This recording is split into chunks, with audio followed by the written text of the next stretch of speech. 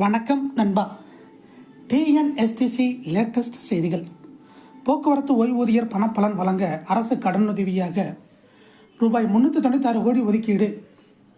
போக்குவரத்து கழகத்தில் பணியாற்றி 2023 ஆண்டு ஓய்வு பெற்றவர்களுக்கான பணப்பலன் வழங்க ரூபாய் 396 கோடியை தமிழக அரசு கடன் தொகையாக ஒதுக்கியுள்ளது.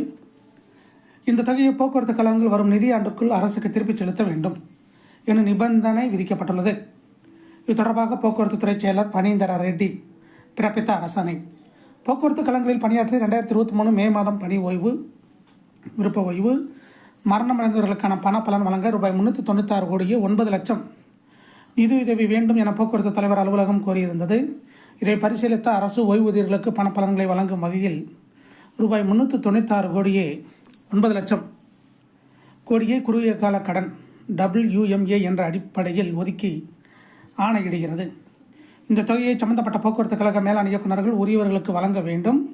அதேபோல 2024-25 நிதியாண்டிற்குள் இக்கடனை திருப்பிச் செலுத்த வேண்டும் என அதில் தெரிவிக்கப்பட்டுள்ளது. இதை போன்ற போக்குவரத்து துறை அப்டேட்களை தெரிந்து கொள்ள நம்ம சேனலை சப்ஸ்கிரைப் பண்ணுங்கள், ஷேர் பண்ணுங்கள், லைக் பண்ணுங்கள். நன்றி, வணக்கம்.